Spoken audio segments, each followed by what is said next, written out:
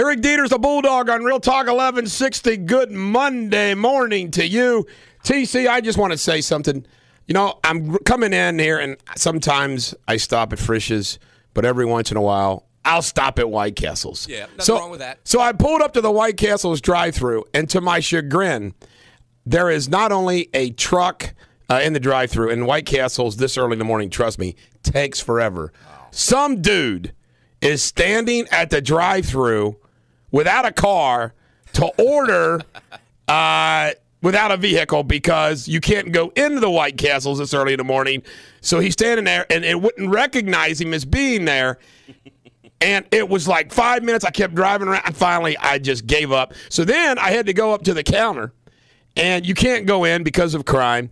And I had to order a Dr. Pepper, a Snickers, and a water. And I'm going to tell you right now, if I die, if I drop over dead during the show or sometime today for unknown reasons, check out Snickers and that store because this Snickers, I can't believe I ate it. It tasted toxic. You know, you're looking a little pale this morning. Are you okay? But, you know, and you know what? How sad is it that you have to have no indoor service at any time because somebody might come in and shoot you? Yeah, now when did that, seems like every place that's a 24-hour business is like that now. When did that happen? It's kind of scary. It is. That places are that rough. And furthermore, TC, I don't want to, I'm not going to name a name because I don't want to name a name, right. But I will say this. I am representing somebody who I felt like threatened my life yesterday, and it was one scary, scary experience.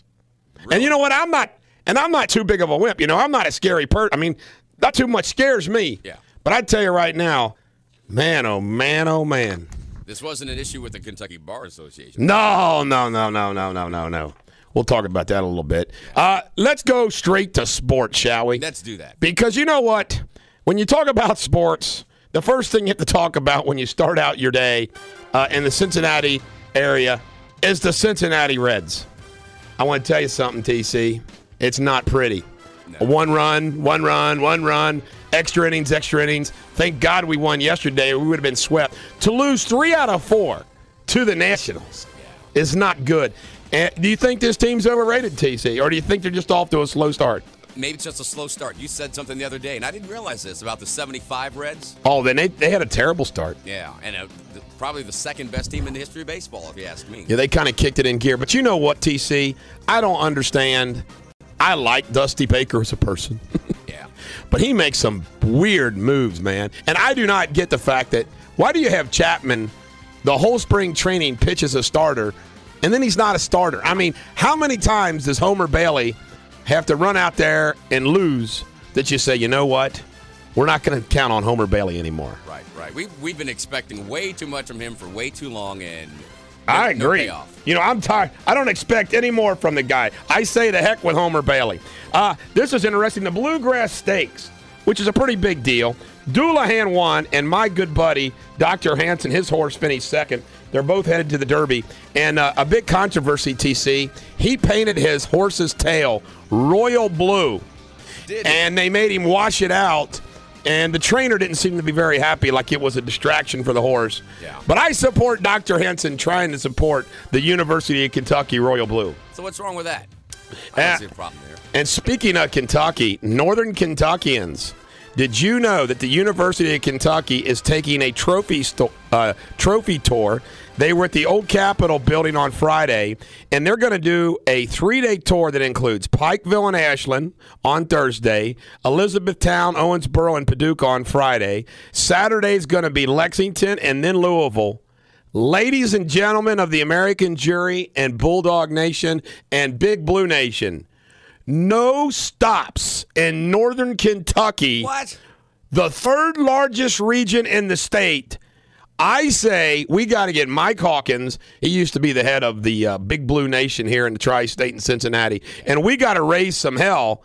That's an outrage, TC. They are snubbing Northern Kentucky. I mean, there's many people in Northern Kentucky that bleed blue. Exactly. You know? And we root for Calipari and we root for UK. But you know what it proves, TC? It proves once again it's something that I already know. What's that? Northern Kentucky's in no man's land. We don't talk like, we don't act like, we're not like Kentucky.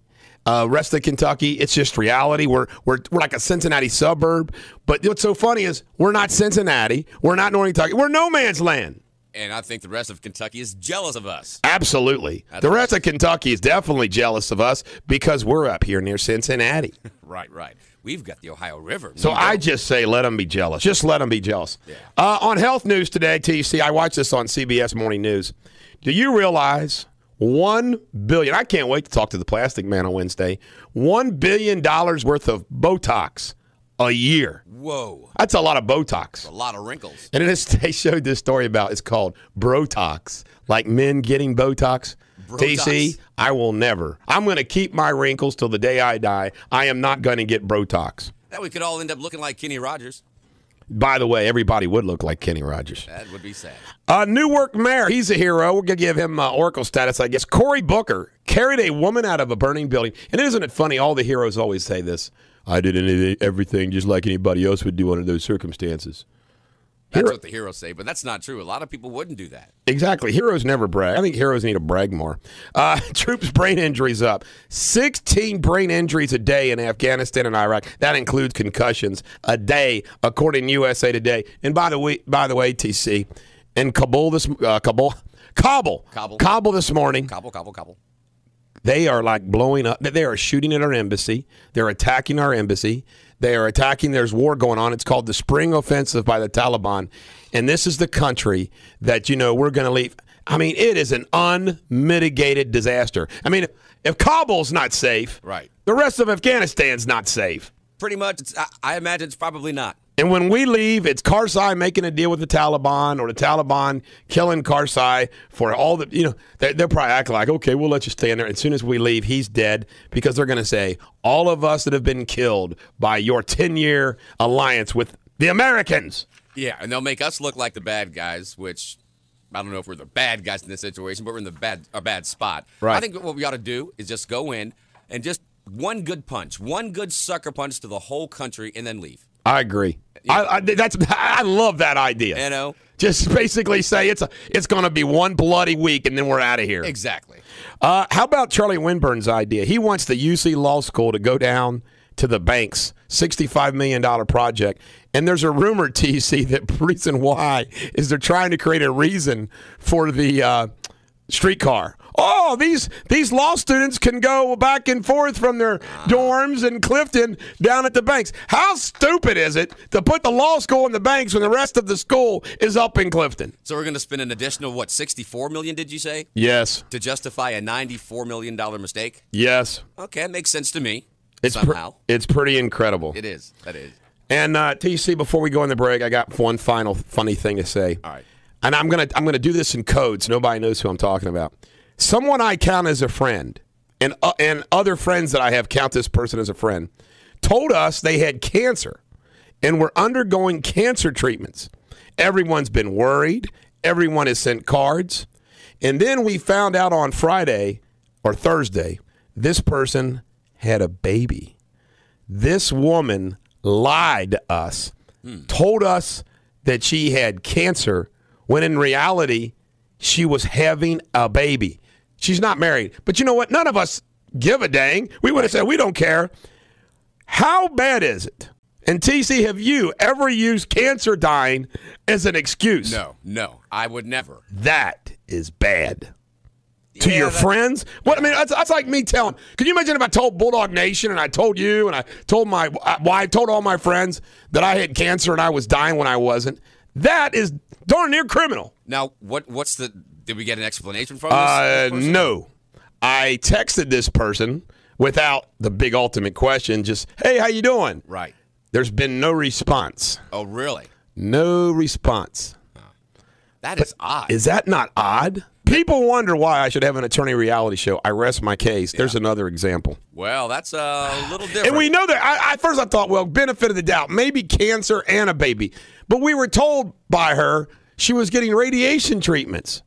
Well, if you're getting radiation treatments, it ain't going to happen if you're pregnant. No. Chemo? Getting chemo and radiation while you're pregnant? No. Isn't that incredible? That's bizarre. There's got to be more to that story. When we come back, everything you need to know, Radio Superbity, including those Columbia secret agents. Secret Service agents on Real Talk 1160.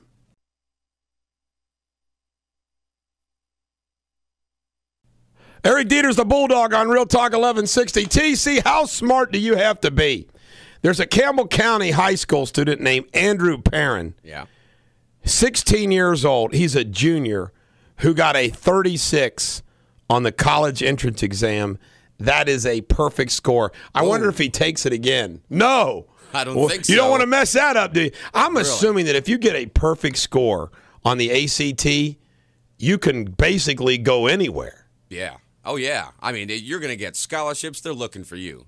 Good golly. I mean, there's a kid that paid attention. A perfect score. There's only two ways to get a perfect score on that test. You can either get them all perfectly correct or all perfectly wrong. That's a good point. Oh, my goodness. I got to make sure that I got this. I got the second page of this. No, I don't. I got a great joke.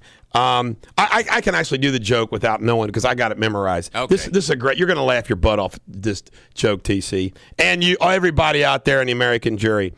A man in his 40s bought a brand new BMW and was out on the interstate for a nice drive. The top was down. The breeze was blowing through what was left of his hair, and he decided to open up the BMW. He went to 80. He went to 90. He kept going faster and faster. Suddenly, saw red and blue lights behind him. And he thought, there's no way this cop can catch me. So he started going any faster. 110, 120, 130.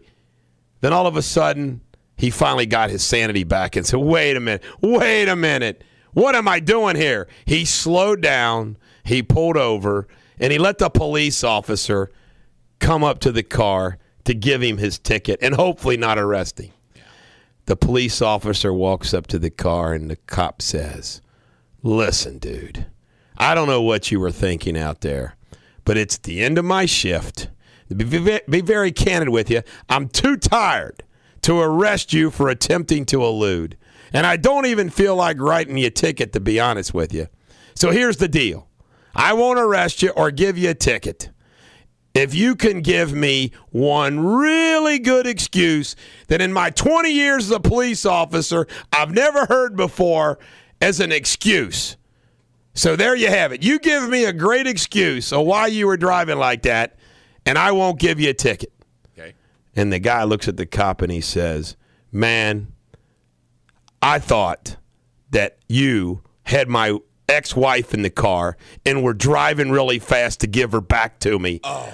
And that's why I was trying to get away from you. Pretty good. The cop said, that's good enough for me, and walked away. Wow. That's it? That was wonderful. That's a pretty good excuse, isn't it? Thought the cop was trying to return his ex-wife. Keep her. Could have been a lot better. I didn't really like it. It was pretty terrible. It was bad. It was awful. It was terrible. Away. Hey, boo! Boo! Don't hold back. Tell us how you really feel. I'd tell you right now, TC, this story is incredible. About a dozen, this is from the New York Times article, which I have here. About a dozen Secret Service agents faced questioning by the agency's internal watchdog on Saturday as part of an investigation into accusations of misconduct involving prostitution in Cartagena, where President Obama arrived on Friday for a summit meeting. Now, what's interesting about this, apparently it involves like 12 Secret Service agents, 5 members of the military service, and they were there as an advance team to make sure everything was going good. Apparently they partied hardy. The Secret Service agents did their thing, so to speak. I don't know why they were down there for so long. A senior U.S. official had been briefed on the matter, said the investigators was sorting through accounts that more than one member of the team might have had women in their rooms, although it's not clear whether others were prostitutes or not. These are people who willingly went to prostitutes, and other people ended up with prostitutes. Now, first of all, I feel bad for these dudes that might be married. That's bad. I also feel bad. They say that they were all recalled, and I hope there isn't a blanket dismissal because, let's face it, if one of the guys were in the group and they didn't have a prostitute, you ought to leave them alone. But here's the problem, TC. Apparently, one of the guys refused to pay for his prostitute. Are you serious? Now, I can tell you right now, common sense. Prostitute, you order it, you better pay for it, or you are asking for trouble. Exactly. By the way, prostitution's legal in Colombia. I understand there's like 35,000 prostitutes or something like that. And get this, the age that you're allowed to be a prostitute, this is sick. In Colombia, 12. Oh, man. Now, let's hope that these weren't 12-year-old prostitutes. Really? Anyway, this prostitute didn't get paid. So guess where she went, TC? Straight to the media. Straight to the police department. Oh, even worse. I mean, she basically like, hey, these guys aren't paying me. Man. The agency is said to have decided to replace the personnel on Thursday. Yeah, I would say. You think? Oh, my God. Come on, guys. It's an election year. You trying to get me fired? The president was told of the situation on Friday, Jay Carney said. He goes, the rooms were under orders not to have contact with other individuals. General Douglas Fraser, commander of the Southern Command, said in a statement that he's disappointed about the entire incident. Well, I think so.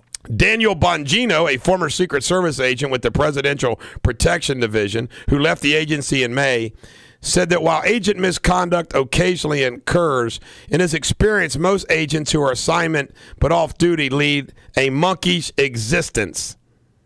This story is shocking to me. Well, somebody wasn't quite... I want to share with everybody an observation that I've made. Okay. If you look at Obama, I'm being totally serious. If you look at Obama, and even if you look at Romney, and you look at the Secret Service agents or the part of the Presidential Protection Team, they don't look the same as the ones that guarded Bush and Clinton and Bush and Reagan. They just don't look that clean-cut, all-American Secret Service. I'm being serious. I mean, that's just something that I observed. I noticed it the other day. The people that were guarding Romney, I says, man, they don't look like the Secret Service agents that, I used to see guarding the rest of them. Now, I don't know why that is. Yeah. Get this. Another thing. Ladies and gentlemen, the American jury, Colombia, right? Get this. Hillary Clinton, there's a picture of her. She was out at a bar dancing and partying with her friends, all female, by the way. And, she was like, hey, partying, her hands are in the air, Yeah. And I'm thinking to myself, our Secretary of State partying it up in a hotel party in Colombia. That's not good either. Yeah, it's kind of weird, man. Yeah. I'll let it blow off a little steam. As long as it doesn't show up on Facebook, I guess he's okay. Did you hear how Bill Clinton and Hillary Clinton met? No. Were they in college? They had the same girlfriend in college. Oh. Good night, folks. We'll be here all week. 2 shows on Tuesday. Tip the waitress, try the beer. That was pretty good. I didn't see that one coming. By the way, Congressman and then United States Senator Jim Bunning told me when I was his 4th Congressional District Manager, told me that when he was during that presidential campaign with Hillary and everything else, that it was common knowledge amongst everybody, Hillary had female lovers, and nobody would touch it. Nobody would. Kind of explains a little bit about Bill's behavior and that they don't get divorced. Yeah, that's true. You know what I'm saying? Kind of explains a lot. Probably why she wasn't so upset about it. That's right. When we come back, more Radio Superbity on Real Talk 1160.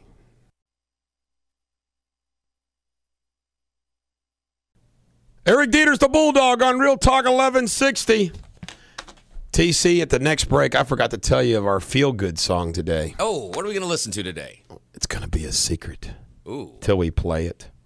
Speaking of Secret Service, this is incredible.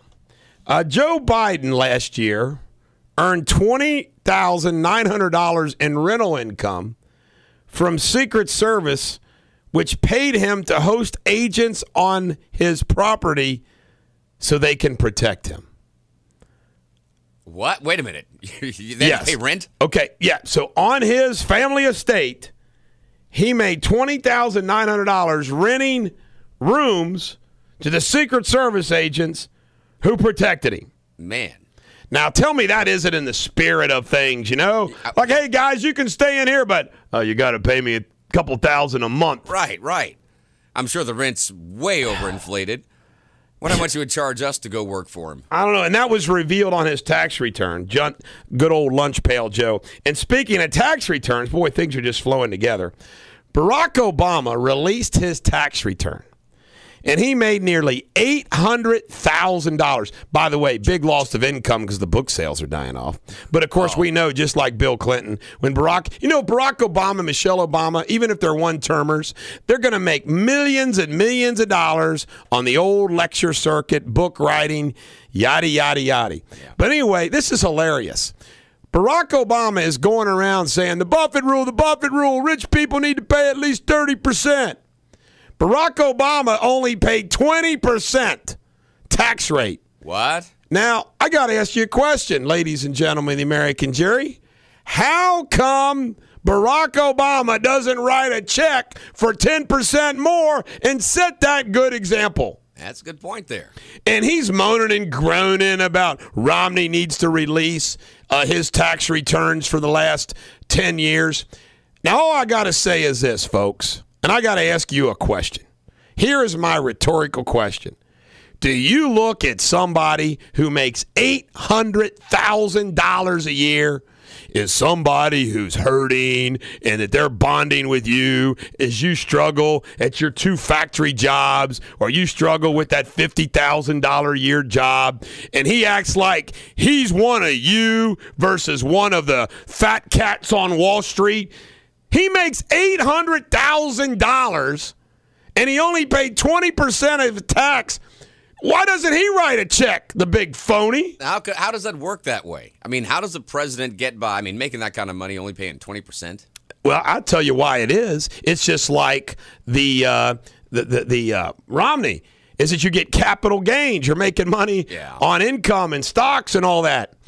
And he also gave away a bunch of money to his children as gifts to reduce his taxes.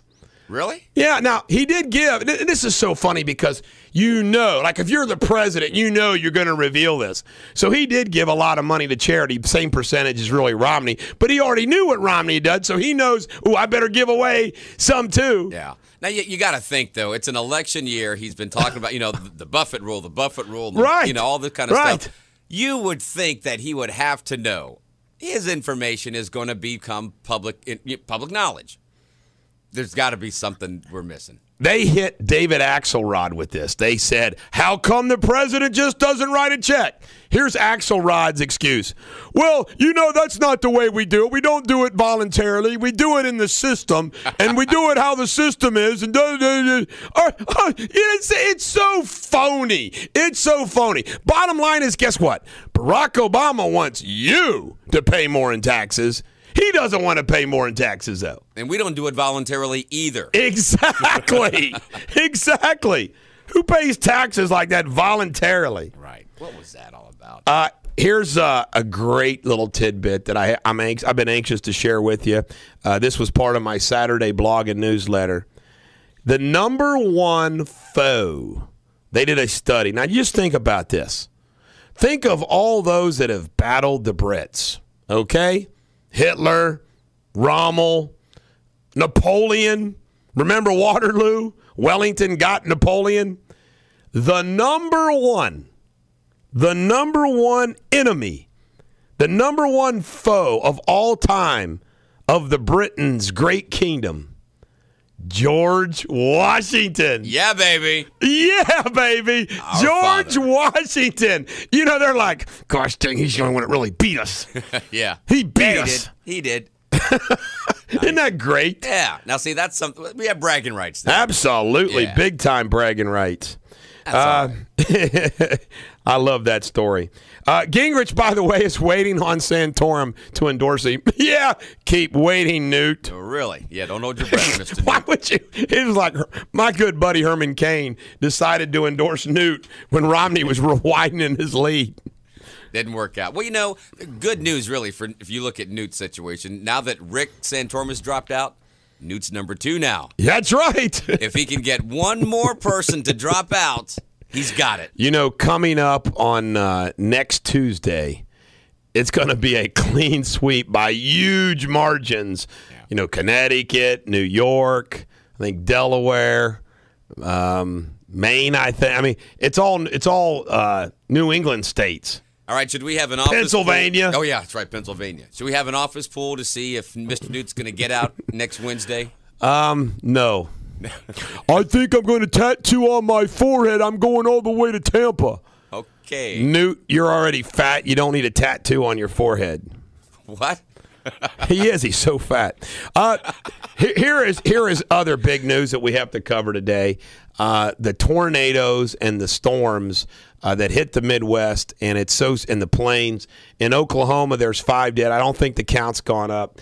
Apparently, they said that they held down the number of the deceased because of all the early warnings.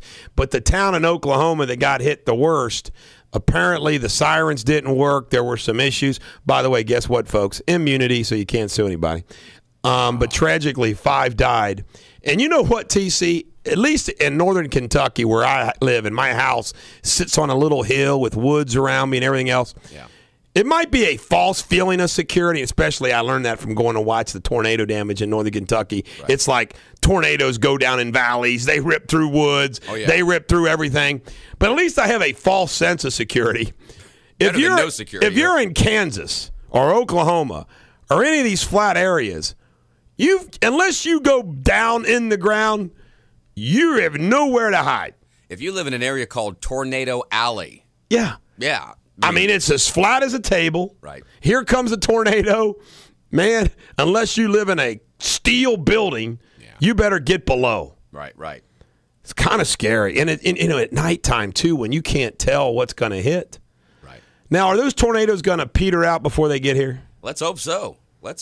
You know what I think? We've had enough tornadoes around here. We had, incredibly warm day yesterday. I think was set a record possibly, but we're supposed to cool off into the 60s, I think, for the rest of the week. Maybe hit 70 by the end of the week. So we're not going to have that hot, cold air pressure, which I think is what the main reason that causes the tornado anyway. So we'll probably be okay. TC, I want to report that I made the following purchases at Barnes & Noble on Saturday night. All right. I bought Dr. Strangelove, that classic movie, which I had never seen before, and I watched it, and it was very funny. Was it? George C. Scott plays. It's like a doomsday type of movie. Peter Sellers, but George C. It's basically a comedy about what would have happened.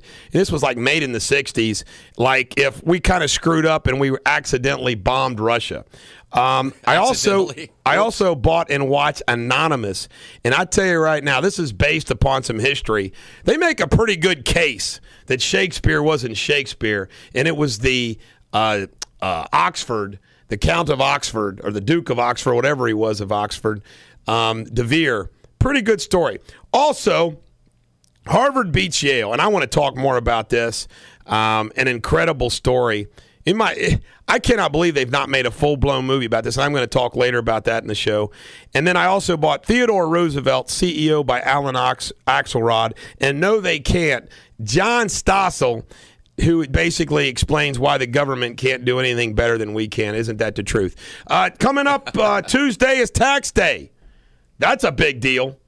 And we come back, I'm going to ask you whether or not you've done your taxes because time is ran out. This is the Bulldog on Real Talk 1160. This is the Bulldog, Eric Deters. Guess what, folks? We have a big endorsement in the 4th Congressional District race over Northern Kentucky. Ron Paul has endorsed Thomas Massey for Congress. Really? Huge. And one of the reasons why it's huge is Thomas Massey, who's from Lewis County, the Lewis County Judge Executive, the Tea Party guy, has matched more the Judge Executive of Boone County in fundraising. And Ron Paul, as everybody knows, when he endorses somebody like his son, you get national Ron Paul money. The Ron Paul lights all around the country will pour money into Thomas Massey's campaign. Really interesting. I predict Thomas Massey's going to win, and here's why. He's a judge executive of one of the rural counties in this district. I expect he will play well and win all those rural counties. And then up here in northern Kentucky, where Moore, who's the Boone County judge executive, you would think would have the advantage. The problem is there are so many people in the race in the Republican primary that Massey, who's going to have this ardent Tea Party support, like the Kathy Flagg supporters out in Boone County, who almost beat Moore. She only lost by like 30 votes or something. Thomas Massey, I expect to be an upset winner over Gary Moore, the Boone County judge executive in Congress. But big endorsement. I'd be interested to see what it is that, I respect Ron Paul, so what did Thomas Massey have to do to get that endorsement? What is he saying? Here is what I think. I think the Rand Paul people are helping Thomas Massey. Okay. So I think it's like, hey, Dad, how would you like to help my guy? Gotcha. Okay. Tomorrow is tax day. I hope you have filled out your taxes. I think at least Saturday we had a rainy day that if you hadn't gotten your taxes done and you're a last-minute person. I am somebody that has an accountant do my taxes, but get this. This is funny. The K1 for our company, the Deters company and Snappy Tomato Pizza, always gets finished at the last minute. So my taxes will be done at the last minute, but thank goodness I have somebody else do it. I would never, ever, ever know how to do my tax return. I went to actually, when I was in law school, folks, I went to H&R Block tax class to learn how to do tax returns. It's just something that I wanted to do because I planned on and I studied to be a business lawyer. My father's firm, which I became a partner, was a business-related firm. So I planned on doing taxes. I took securities in law school. I took a lot of corporation classes, tax classes. My first legal work as a lawyer was commercial real estate loans. So I have all that experience, and I went to H&R Block because in law school they don't teach you how to do tax returns. So I even did that, but that's been so long ago, and I haven't done my tax returns for a long time. But I hope you get your tax return completed. A couple tips is that even if you do not have the money for your taxes, you can set up a payment plan or go ahead and file anyway, and then you can deal with the penalties by paying late later. But do not believe all these people. You do not want to be Wesley Snipes. Well, there's no authority for the government to do an income tax, so I'm not going to pay my income taxes. Yeah, just try that and see what happens. It will not turn out good for you at all. So do your taxes. I know it's a painful process. I've lucked out. I have a huge loss, which is painful. I have a huge loss on an item that will keep me from having to pay taxes. Thank goodness. Because I don't have the money lying around to pay a bunch of tax either, just like you. In some economic news, according to the Wall Street Journal, magazine ad sales have dropped 8.2%. The last quarter as U.S. automakers and food companies have reduced the number of ads they're buying in magazines. Ladies and gentlemen of the American jury, I can tell you right now that what's going on relative to newspapers and magazines in this country, I don't see it ending. It's going all television, radio, and online. It's really that simple. It's the media. The print media is just fading. There's some exceptions. I think the New York Times, even though it's bankrupt, will continue to survive. The Wall Street Journal is still a must-read. Another little bit of economic news, which also ties into things going around local. It's springtime, so it's prom time. Do you realize, folks, that the average cost for a kid for prom, $1,078. $1,078. That is incredible. How does your, inner city or country or even suburban public high school kid come up with $1,078? I guess maybe parents help them because it's a special night. But when you're thinking about a woman and the man, you got a dress, you got a tux, you got flowers, you got the limousine. Oh, you got to have the limo. Although some politically correct places are not allowing limos because those that can afford it and those that can't make the people that can't have a limo feel bad. It's Is that not unfair. ridiculous? It's unfair because you people have money. You can afford a limo. These people don't have money. They have to borrow their dad's car. Is that not messed up? That is. You know, the whole thrill But they do that. I think, well, if you can afford to rent a limo, more power to you. But for us, the big thrill was I get to drive Dad's car. Saturday night. Absolutely. You know, that was a big deal. Absolutely. And you know what? But prom night is a special night for a lot of reasons. We all have those special memories of prom night. But, you know, the cost of prom night going up. Yeah. Did you go to your proms in high school? Yeah, I went to of course, it was Latin school, so thank God Nora Berber could drive so I could ride. I was 15 and 14 going to my junior and senior proms, TC. Yeah. But I had a good time. Let me see. My senior prom was at a fancy place in downtown Cincinnati. I don't even know if the place is open anymore, but it was a fancy place. Yeah. My date was Holly Dybert, who was a nice girl from Fort Thomas. Yeah. I think she lives in Connecticut now. I rode with Nora Burbrick. The song, I remember the song was Bob Seger, We've Got Tonight. Really? Yes. Yeah. The after prom party was at Greg Zumbiel's house. Yeah. If I remember correctly, it was at Greg Zumbiel's house.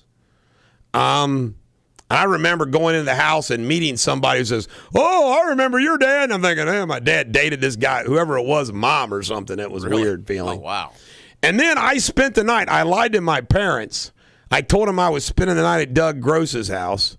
But I spent the night in Holly Dybert's basement. By the way, I was a good, she's a good girl. I was good. She slept upstairs. I slept downstairs on the couch. Yeah. And but I spent the night on the basement couch.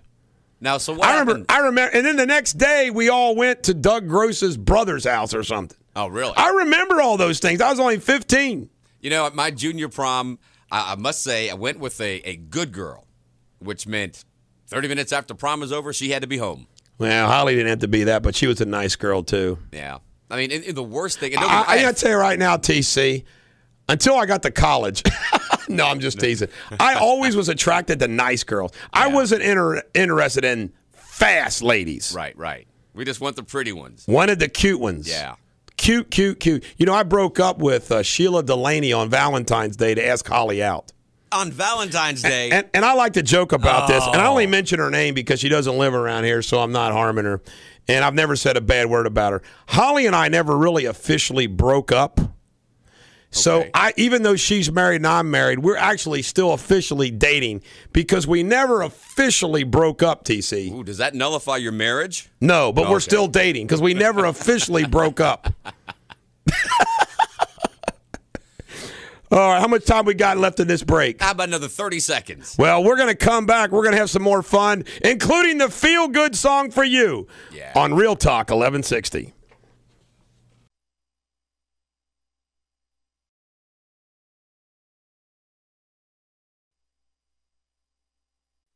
This is the Bulldog, Eric Deters on Real Talk 1160.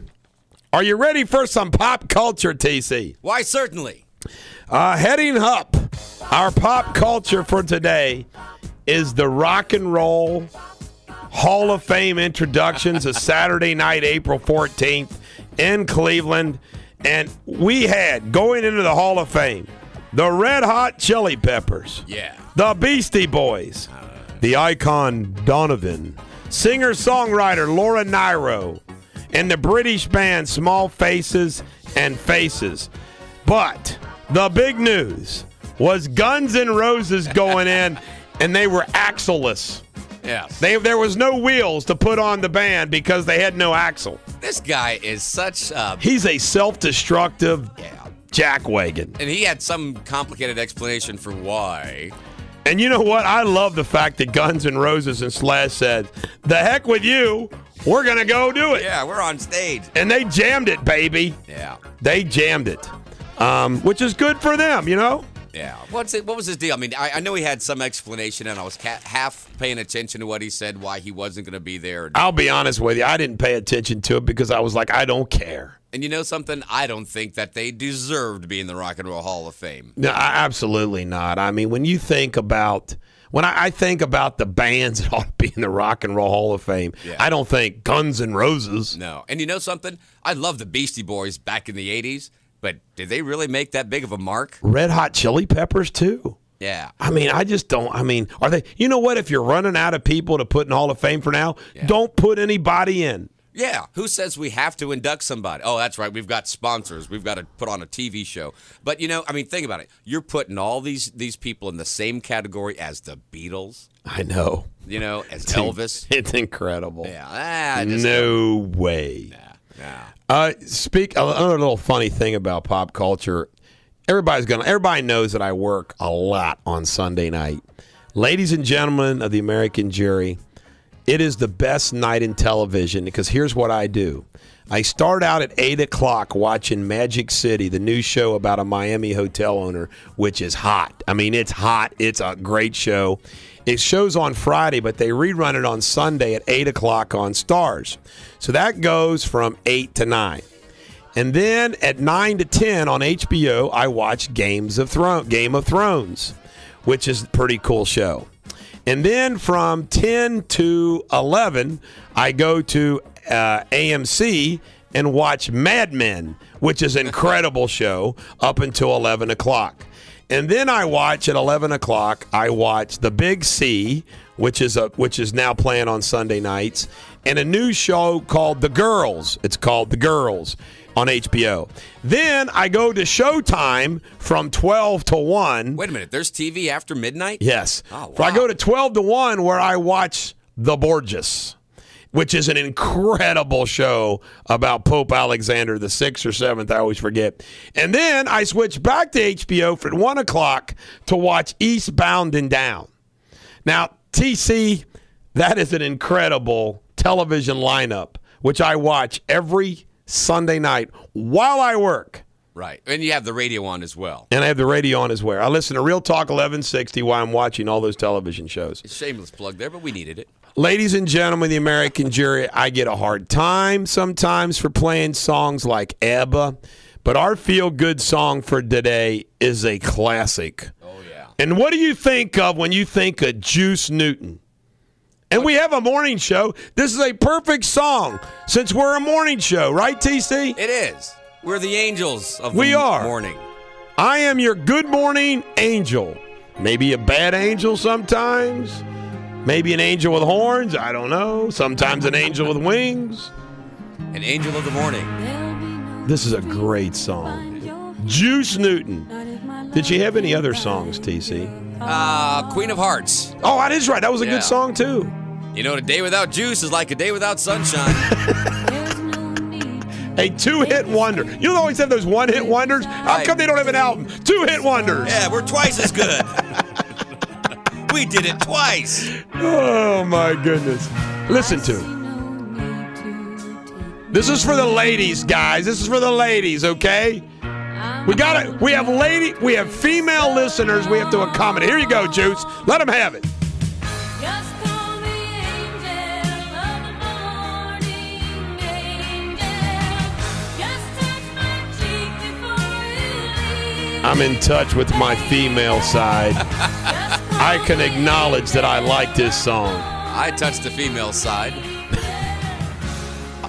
Then slowly The Bulldog is somebody that likes AC/DC, Van Halen, Bruce Springsteen, Air Supply, the Bee Gees, and Barry Manilow and Juice Newton. You're a Renaissance man. That's right. will begin, and it won't matter. Oh, I got some more pop culture news. I forgot. This is sad news. Robin Gibb is in a coma. Yeah. You know, isn't that amazing? That 3 Gibb brothers, Barry's the only one going to be left, all dying way too young. Right. Sad, sad, sad. Because Andy Gibb had the drug problem. Had a drug problem. And the other brother, was it Maurice? Maurice. Okay. Cancer. Yeah, and the thing is, the brother now, Robin, has the same type of cancer that his twin brother had. Tell me if you're Barry, you're not nervous. Yeah, a little bit. Or just sad. Sad. I tell you, it's a. You know, I always think about like Linda McCartney. Just tells you how bad cancer sucks. Paul McCartney, all that money, couldn't save Linda. Right. And the one Hollywood couple that would have stayed together forever. Yes. Really. Isn't that amazing? They only spent one night not with each other. Wow. That is awesome. That's got to be hard for Paul McCartney, And you know what? I think he struggled. He had that one rebound marriage that was a disaster. Now he seems a little happier. Right. I don't want to make the blondes mad, but maybe it's because she's a brunette. When he married the other girl, Heather? Heather. One-legged Heather. Everybody was like, I can't believe he remarried so soon. Then they found out she only had one leg. Oh, he's such a sympathetic guy. Exactly. Well, she was a gold digger. She was a gold digger, wicked woman, baby. Yeah, you look out for that. Yeah, big time. This is an amazing story. Technology, TC, I'm not a tech guy. But some of this technology just blows me away. Yeah. This from the Associated Press. Google is coming out with some glasses. And while wearing a pair of glasses, you can see directions to your destination appear literally before your eyes. You can talk to friends over video chat, take a photo, or even buy a few things online as you walk around. They can do anything you now need a smartphone or tablet or computer do, and then some. The prototype Google displayed have a sleek wraparound look and appear nothing like clunky 3D glasses. In development for a couple years, the project is the brainchild of Google X, the online search leader's secret facility that spawned the self-driving car and could one day send elevators into space. I mean, this is incredible. And, Google does have a special place. You know what? If you're loaded with money, see, that's the old rich getting richer. If you're loaded with money and cash, right, you can have a neat R&D facility. I mean, Apple, Google, all of these places. And I think it would be like the most fun place to work in the company. Yeah. Go ahead and see what you guys can dream up and come up with. It'd be like Bruce Wayne's company. Bingo. Exactly. You guys made some glasses that'll do what? Oh, I like that idea. I can use those to fight the Joker. But just like Q on James Bond. But just like we carry around now, our smartphones. Yeah. I got an iPhone, and everything is on here. And you go online, you do. It makes sense to think to myself, well, why not? It'll all be on glasses, voice activated stuff. Now I wondered, with our insurance plan here, do we have dental? I mean, not dental, but optical. No. Because we could get those glasses, and... I do not have any insurance. You got insurance here? Not here. Okay, good. I'm glad you got it somewhere.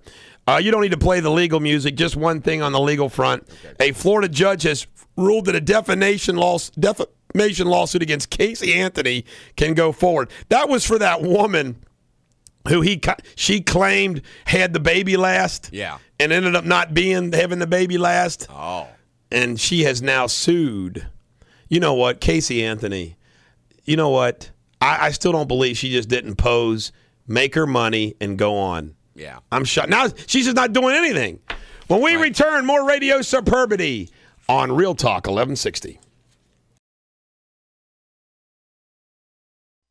This is the Bulldog, Eric Deters on Real Talk 1160. I'd like to take the opportunity to promote the April issue of Cincy Magazine. They didn't even ask me to do it. I'm doing it on my own because I was down at Barnes & Noble. I picked up my copy of Cincy Magazine. I consider them friends. Eric Harmon does a great job with his magazine. And in addition to Eric Harmon, I think that one of the smartest people I have ever known in this business is Peter Bronson. Peter was a special guest on the radio with me a lot. Smart guy. Used to be with the Enquirer, and he's a contributing editor there at Cincy Magazine. But this issue was the 2012 most interesting people, and I was honored that in 2010 I was one of the most interesting people. And the ones You're still pretty interesting. are still pretty interesting. And I'm assuming once you do it once, they kind of like, let's find somebody else. So I don't think you're like, oh, how come I didn't win again this year? Well, you already won. Let's let somebody else have a turn. Yeah, Chuck Mingo is a budding sales star with Procter & Gamble. He is somebody who made it. Megan Ketover It says pastries are her reality. Chad Lambert, comics galore. Roger Wright. Now, I know Roger Wright. He is a former police officer and rocker and professor at UC Law School. Neat guy. He was my expert witness in one of the most bizarre police misconduct cases I've ever had. I'll never forget Roger coming to the deposition in a suit and tie, and he was sweating. And the next day I said, Roger, just wear jeans. And he did, and he felt much better. Yeah. But Roger Wright's a good guy. Dr. Terry Roth, that works at the zoo. Laura Vicmanis, she's that old cheerleader. When I say old, I say that complimentary. She's 42 years old, and she's a Bengal cheerleader. Yeah. She wrote that book. I'll call her seasoned. Dr. Mike Gittleman and Dr. Wendy Pomerantz from Children's Hospital. Frank, by the way, Pomerantz I think her husband's a doctor, too. How would you like to be Doctor? Nice. Not a bad double income. Frank Marsulo, right down the hall. I like Frank. Frank's a good guy. Yeah, he is. He's a weatherman. He made it. There's a picture of him with an umbrella. You know what? Frank Marsulo is real. Yeah. I mean, he's just fun. Sheriff Simon Lease also made it.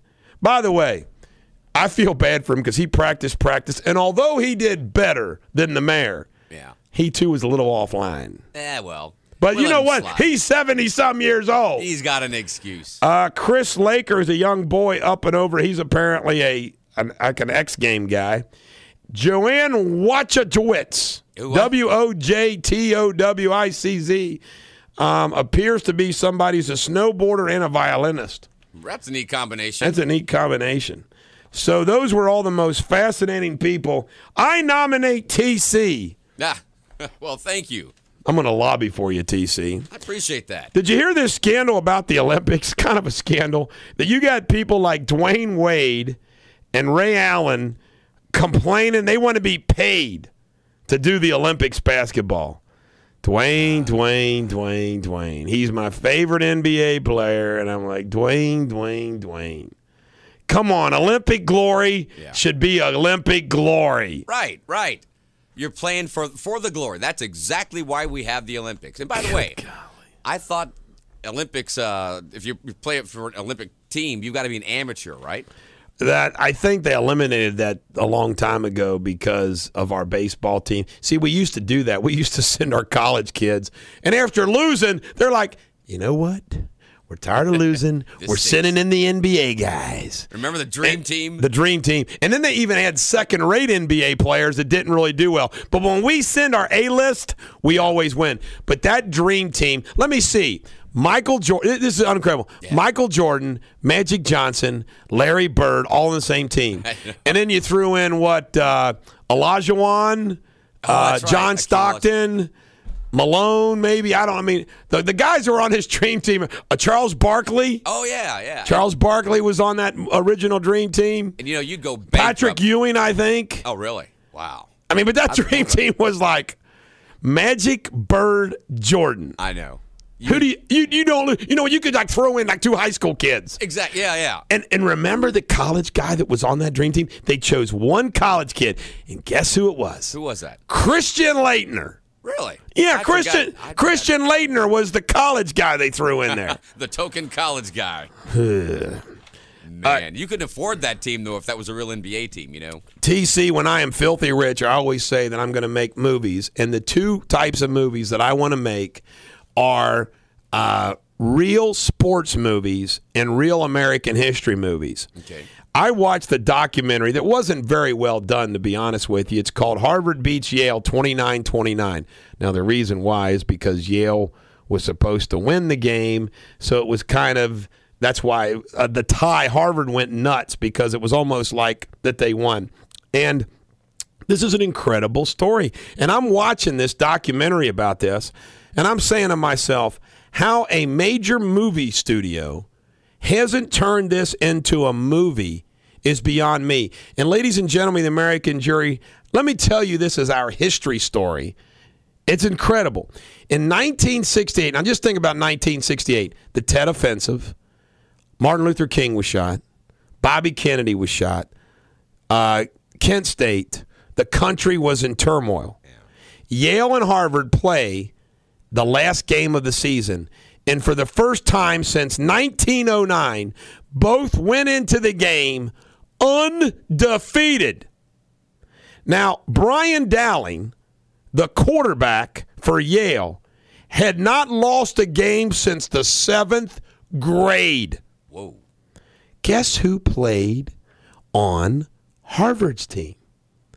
Tommy Lee Jones, the actor, a guard. Are you serious? Guess who played on the Yale's team? Running back and first-round draft choice of the Dallas Cowboys and father of Grant Hill, Calvin Hill, was their star running back for Yale. Guess who was going to Yale at the time and started his comic strip? Gary Trudeau. Really? Doonesbury. And if you watch Doonesbury or read Doonesbury, you know there's a guy named BD, the quarterback who wears his helmet to class. BD was based upon Brian Dowling, the quarterback. There was a Jewish fella that played on the Yale team. His name was J.P. Goldsmith. And this game, the first game of the year, was on a special Jewish holiday, and his dad told him, "You play, I'll pray." Apparently, Doonesbury, they think, was modeled after a linebacker for Yale called Mike Buchanan, who was a character. During this game, Hill broke the all-time scoring record. They even had a story about the Yale president. You could not do this today. That when they played Princeton, led from his steps of his house a cheer that was F Princeton cheer. You're kidding me. The president of Yale Really? leading an F Princeton cheer. Now, That's incredible. it's incredible. Guess what? A Yale football player at the time dated Meryl Streep. Whoa. He would bring her to parties. And guess who was Al Gore's roommate, as we all know? Tommy Lee Jones. Yale starts off 22-0. They're winning this game 22-0. So Harvard cans their starting quarterback and inserts quarterback Frank Champy, who was so nervous, they said he couldn't understand the play call. They said Tommy Lee Jones says one time they called a play, it sounded like tighty whitey hot. And there were controversial calls one after the other. And late in the game, Harvard was losing by 2 touchdowns with like a minute 42 left. Yale started chanting, "We're number 1. You're number 2. We're number 1. You're number 2." And when we come back, I'm going to share with you the rest of this story. You're going to love it. This is the Bulldog on Real Talk 1160.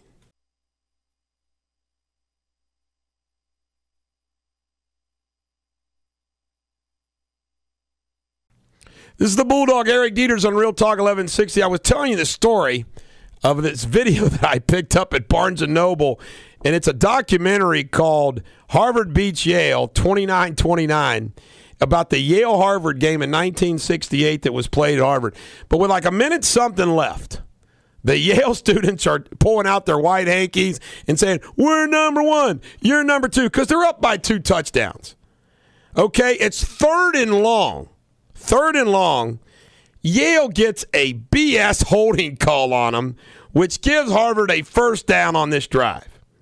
Then the quarterback fumbles the football, and a tackle picks it up and runs about 20 yards for a first down. Then he scrambles and he throws a touchdown. It's an incredible. Then they get the 2-point conversion. But before they got the 2-point conversion, there was a bad call. They called pass interference on a guy that was total BS. So there's 42 seconds left, and they're down by 7 points. Down by 8 points. And what's really funny about this is earlier in the game, Harvard missed an extra point, or they'd only be down by 7. So guess what? They got to do an onside kick with 42 seconds left. And they're interviewing these former players. The whole documentary is interviewing the former players. Right. The Harvard kicking team had never practiced an onside kick or done one all year. The Yale receiving team hadn't practiced or received an onside kick all year. It was on their to-do list. Yes. So the Harvard kicker kicks a perfect squibbler that Harvard recovers on the 50-yard line because they used to kick off at the 40. So there's 42 seconds left or less. Harvard has the ball, and lo and behold, they go down and score a touchdown and convert a 2-point conversion, and the game ends in a tie, 29-29. Harvard Stadium goes bonkers as if they had won the game and won a national championship. Now, some of these players philosophically, years later, from Yale said, maybe it was a good thing that they came back and tied us because nobody would ever remember us or this game if it wasn't so bizarre and so weird. Right, that's true. But, TC, I rest my case about true stories that should be major motion pictures. You think about all these dumb movies that they're making. Right. How do you not make a movie and you have somebody playing Al Gore, Tommy Lee Jones, Gary Trudeau, Meryl Streep, who's dating one of the Yale football players? Wow. And by the way, they interviewed these Yale football players. Meryl Streep looked cute in college. Yeah. They said that she'd come to these parties. She would say nothing. Really? Nothing. She didn't say anything. Huh. Now get this. She was shy. They asked Tommy Lee Jones about Al Gore, and they said what do you? I said, Al Gore was funny. They said, come on, how he was funny. Now I have to admit this doesn't sound like a funny guy, but this is the two examples that he gave of funny. They said touch tone phones came out, and Al Gore learned how to play Dixie on the touch tone phones, and he would play Dixie. Really? Ooh, that's really funny.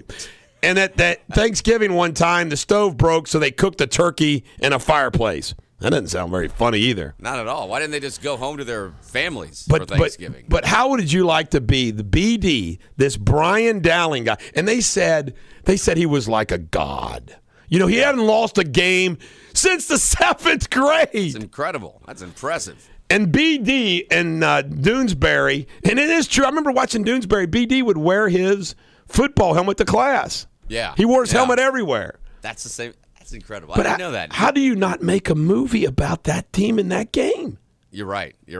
Could you afford to have no, you'd have somebody playing all those guys. You'd have somebody playing all those guys. And this linebacker who they think Doonesbury was named after, this Mike Bauskeren or whatever, this linebacker from Yale, I loved him. He was hard-nosed. Yeah. He admitted intentionally knocking 2 guys out of Harvard's team. Was he a bounty hunter? He got a face mask penalty late in the game that was critical on the last drive, and he said all the coaches in Yale and Brian Downing, there's no face mask. They asked him, the guy that accused of it, and he goes, I was trying to hit him in the face and knock him out. This is the quarterback of Harvard. Instead, I just got the face mask. Wow. In other words, he admitted he face masked him. That doesn't hurt to tell the truth now. It's over with. But ladies and gentlemen, the American jury, if you want to check out a great documentary, it's by Kevin Rafferty. Harvard beats Yale 29-29.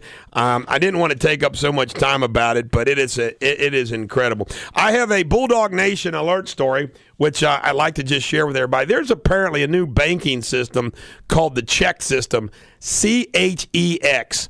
And if you apparently have any issue with a checking account ever, you go into this system, and I have a client who actually contacted me who basically, by the way, this would be an Ohio case, who said, I think I'm down to, let me see, April 25th is the actual date that I can come back. So today's the 16th? 9 days. 9 days. But anyway, apparently 999. It stopped them from actually opening up new bank accounts. Why is it's that? incredible because they had some BS issue with a checking account. Like they closed out a bank account and there was some automatic payment set up that they didn't discontinue. So the bank, paid the account and then went after them for the money and they said, oops, sorry, I forgot to cancel that. And then they couldn't open up another bank account because the check system had blocked mine. I'd be curious, if you're in Ohio, if you've had an issue with checks, CHEX. Pretty incredible. Yeah. That's the thing. You got to be careful with that, too, especially with those automatic, the deductions, automatic withdrawals for payments and that kind of thing, because if you don't, they're going to keep, there's no reason for them to not take the money every month. You got to make sure you get to those people. Right. We talked about the high cost of proms, and, the one thing that I do know all the girls going to prom do is they get those tans. Yeah.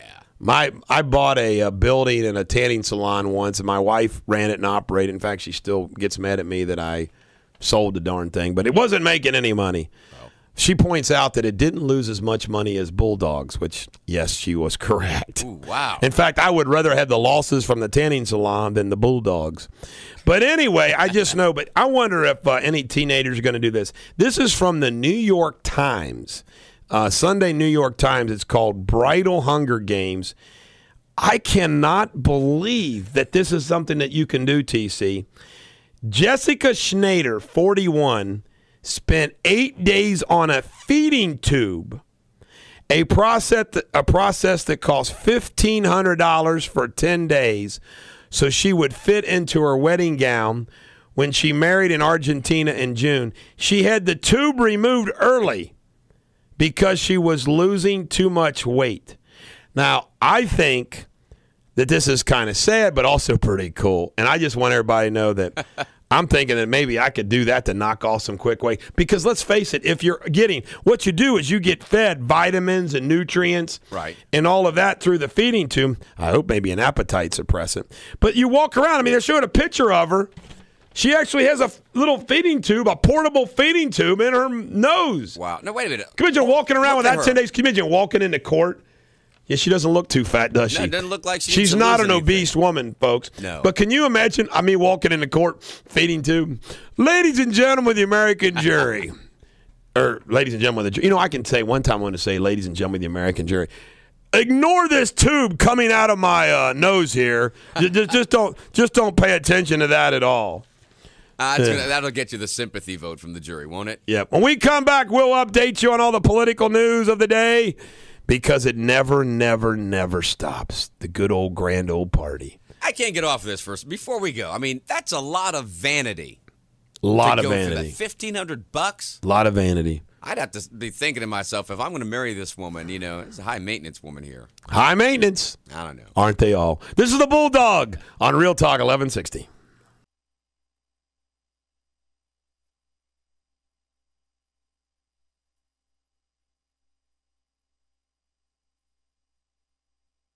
This is the Bulldog, Eric Deters on Real Talk 1160.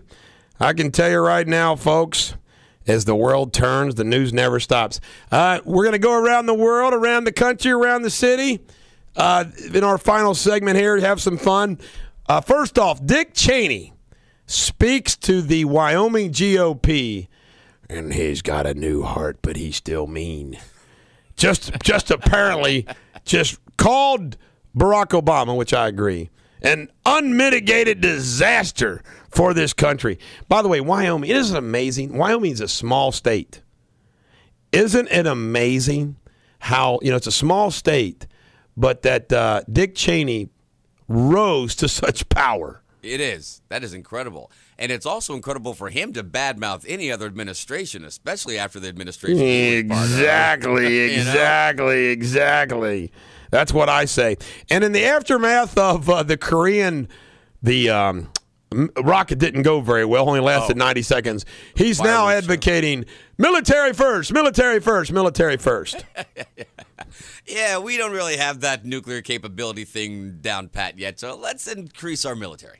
A TSA agent was arrested for stealing iPads out of luggage. You know what, TC? When you can't trust a TSA agent, who can you trust? Now, that's the security. I mean, really? They're going through people's luggage? Yep. Wow, I'm going to have to start leaving nasty notes in my luggage now, just in case. If you are thinking of stealing this, my luggage has a camera, and it's going to bust you. That's right. The camera is on, and I'm videotaping you. You never know. It might work. Well, now they got this thing now where, or at least they're trying to get, or the FCC wants to put a device on so where if your cell phone is stolen, that it'll automatically shut down. It's inoperable to anybody else once you phone in and say, hey, shut it off. So hopefully we'll cut down on the theft. Well, you know what? If you can cut down on theft, you should cut down on theft. I can tell you right now, you talk about an epidemic in this country.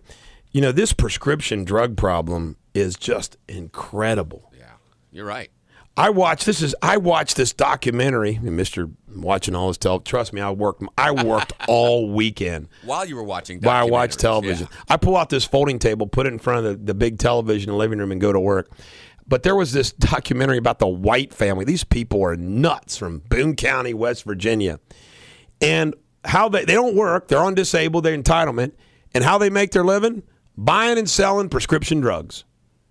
Really? In other words, you buy them for $10 a piece, you sell them for $15 a piece. Huh. And that's how you make your money. And, there's this Portsmouth, Scioto County. It's a big problem down there. That's where John Kasich, that's where I got to go down to court again today. Yeah. That's where John Kasich had his news conference. And I've talked to the prosecutors down there, and they say it is just absolutely terrible. Wow. In Kentucky, Governor Beshear wants to have a special session and adopt some laws to help stem the prescription drug trade. 1,000 people a year die from prescription drug overdose in Kentucky. That's sad. That is sad. Well, there are lots of places in Kentucky where I'd say, and I'm not exaggerating, there's probably 70% of the population is on some kind of public assistance or government assistance. And these people, like I said, that are selling these pills or whatnot, they're just getting by. You're right. They're just getting by. But you know what? It's the entitlement culture. They interviewed some lawyers down there, and it was interesting to see that the lawyers, and these are defense lawyers, so these are defense attorneys who are representing these people, and they said it is the classic example of the entitlement culture. It's just a classic example. These people are on disability. They're getting food stamps. Which is, if you're desperate, you're desperate. But these people are professional criminals. All they do is collect their government check and go out and commit crime. And there are some people who truly, legitimately do need help, and unfortunately, they suffer because other people take advantage of the system. There are some hardworking people that fall on tough times, and thank God for food stamps. I have some clients and some very good people. I have some friends that needed food stamps. There, but the grace of God made me go I, and I work so hard, I don't think anybody would say, hey, the Bulldog needs some food stamps. He's works hard. He's not been a freeloader. That's see, that is the key right there. Well, I don't have a whole lot, but what I have, I got it on my own. I didn't. I heard a story. A guy worked at a radio station in Kentucky, hired a guy to cut the grass, once a week, come in and mow the lawn. The guy said, sure, no problem, but can you do me a favor? And this is not a joke. He said, don't write me a check. Can you make it out? Just give me cash. He said, why? He said, because if you write me a check, you'll mess up my unemployment. Yep. Happens all the time. Yeah. I've been in that situation. I get asked this a lot, TC, and I just want everybody to know, folks, that Ryan Widmer's appeal will not be successful. There is no way, in my opinion, the appellate court is going to give him. And by the way, let's assume he's got a good appealable issue, and trust me, that would be unfair to him if he does, but it's just not going to happen. That guy's had more sequels than Friday the 13th. Yeah, I mean, 4 times they're going to say, a sport. This is a pretty big sporting story that I missed. Rick Pitino's son is going to coach Florida International University, who's had a losing program. Guess who they fired and he's replacing? Oh, Isaiah? Isaiah. Really? Isaiah Thomas couldn't turn it around and gets fired. Right. You know what I predict Pitino's son does? You think he's going to do it? I think he does. I think he's got enough flash, enough hard work. He'll get some recruits. You know what will happen? His dad, let's say his dad's, say, hey, son, we can't recruit this guy because he's not good enough for us. Yeah. But I'll send him to you. Yeah. See, you don't think that stuff's going to happen? Yeah, that'll be the only way he'll get a good. But you know what, though? Remember the Dave Shula thing? Yeah, that's right. Dave, you're not quite the same coach your dad was. Yeah. That's a good point. In fact, I think we can all agree that Dave Shula might be the worst coach in the history of the NFL. But he's certainly on the top 10 list. And he had huge shoes to fill, no doubt. All right, give him that. I mean, your dad was great. So. You know what, though? I can tell you right now, Don Shula was a great coach. But you know what? He sure had some lean times at the end of his career. Oh, really? It's been a long time since Miami has won a Super Bowl. You're right. I mean, look at the teams that have passed up Miami's greatness since then. New England. Yeah. I mean, there's the Steelers. Even my Cowboys have had too long of a drought. But Miami's even had a longer drought. Yeah, when are the Cowboys going to get back into things? Well, I don't know, TC. Didn't your buddy just have a Terrence baby? Newman, the Bengals always pick up the Dallas Cowboys rejects. That tells you a little bit about the Bengals. Didn't Roma just have his wife just have a baby? Who Or did? something? Tony Roma? Yeah, I saw something in the paper the other day. right. Tony Romo. Tony Romo's problem is he's too interested in golf instead of playing quarterback. Yeah, well. You know, by the way, the Dallas Cowboys come to Cincinnati this year. What are you doing that Sunday? They come to the Cincinnati. I can tell you right now, I'm going to buy the most expensive ticket I can get on the black market. I mean, I really am. I'm going to get the most expensive ticket that I can get on the black market. That would be pretty good. I mean, that's going to pack the house. I'd go to that game. Yeah. TC, I want to thank you for helping me do a great Monday show. We will be back tomorrow for Radio Superbity. Do you have any final words for the American jury? Tomorrow is Tuesday. Tax day. Tax day. Yes, that means you can take this beautiful afternoon, sit under a tree with your calculator. Remember, the envelope has to, I'm just saying, the envelope has to be time stamped. So time stamp it early. Yeah. Don't be late. And by the way, folks, I want to bond with you. If you owe money, I know the feeling. It's painful. And that's why when they talk about raising taxes on anybody, we need to say, no, we all pay enough. Every dog has their day. I hope tomorrow is yours. I will be back tomorrow on Real Talk 1160.